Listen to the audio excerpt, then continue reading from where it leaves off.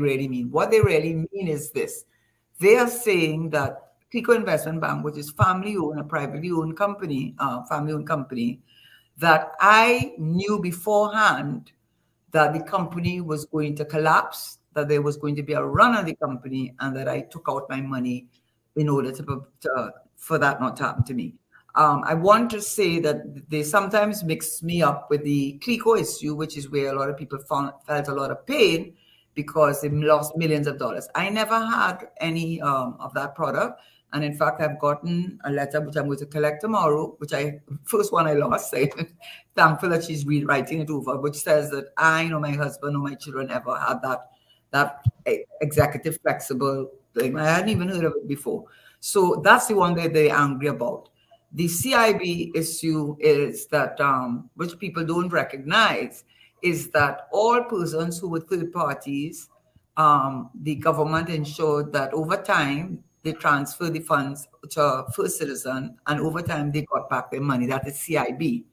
So the issue, of course, is that who was not a third party? All of the directors, chairmen, past and present within the last 3 years, their spouses and children were treated as though they were not third parties. And without calling names, leave it to you to understand that some of them had millions of dollars in there and apparently knew long in advance that they were in trouble and were hoping that if they assisted the government, that the government would then allow them to benefit from that, the taxpayers, the money from, the taxpayers' money. I said, absolutely not. We're not doing that. The governor said that, and we put it in legislation. So my point is finally on that, and that will be the final point on that. This has happened 12 years ago. I mean, if I did that to you, you were chairman or a director or someone senior who had millions of dollars there and you lost it all because this fast Minister of Finance and Governor said that you were not to get the money because you are not a third party, I would make it my business to find the person who whispered in my ear, called me, telephoned me, texted me, whatever, and bring me down and let the world know and Trinidad know. In spite of the fact we prevented a run on the country. People don't focus on Karen, but they don't focus on the fact that there was no lineup outside Clico. There was no lineup out of the Republic Bank, which Clico owned 51% shareholding in. They were the largest landowner besides the government. There was no run in this country. There was no instability in this country because people had confidence in what the government, me representing the government, the governor, and Mr. Dupree, who had to smile, and I had to smile at him to ensure that people felt a sense of confidence. So my answer to that is, I have said to people, do not go to the police, go to the media. Tell them who it is. Because apparently, the Inspector of Financial Institutions, the Governor of the Central Bank, the Board of Directors of Republic Bank, the Board of Directors of Clico Investment Bank, the Board of Directors of Clico, the Board of Directors of Self-Finance, apparently they were completely unaware that there was going to be a run on the bank. But I, Karen Teixeira, knew what they did not know. So they put the spotlight on me, but none on the persons who really should be accountable because they would have known that. And if they are saying that I knew, it is in their interest to bring me down, especially now, to destroy me now by saying, this is the person that told her. And the fact that I have said to them, and I say it on your show, I don't want you to go to the police. Make sure you know that you have a court close, so don't be lying. Don't get yourself lying.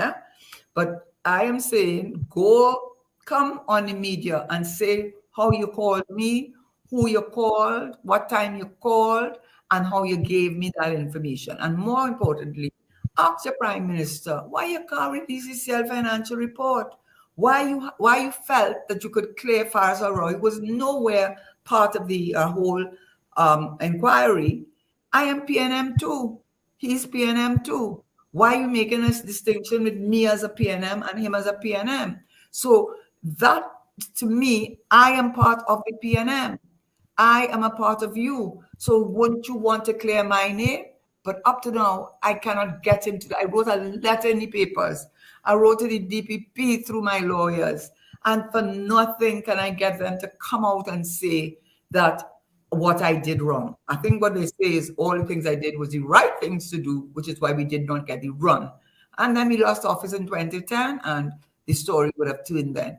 But I call on anyone, and you have the motivation. You have the motivation because you didn't get the money. You have, and you know who I'm speaking up to. Bring the person who came and told me, who sent the message to me. And by the way, when I took out my money, I did not know. Now, let me just be very careful. I did not know that if I knew anybody there, because my husband had been dead 3 years. I was working at law school. So I was so upset with Clico because I know they wanted to fire my husband. And I don't want to go into that, but he knew that before he died. He told me, they want me to go, I'm ready to go. So I was so disenchanted with Clico and CL Financial. That was the motivated thing. I said, I don't want anything to do with these people. And that was the time of the financial crisis when everything was going back. Everybody was going bankrupt. And I said, let me take my money out of there as a private citizen in a family-owned company. And that's what I did. But I beg you, Mr. Prime Minister, if you don't want to release the wholesale financial report because it will reveal the wrongdoing of persons who you want to protect, at least as a PNM and the minister at the time who had no argument with you, say what they said about me. And those of you who were angry with me and the governor because you were not treated as a third party and you lost millions of dollars that you thought we were going to pay you, come out and destroy me now. Come out. 12 years.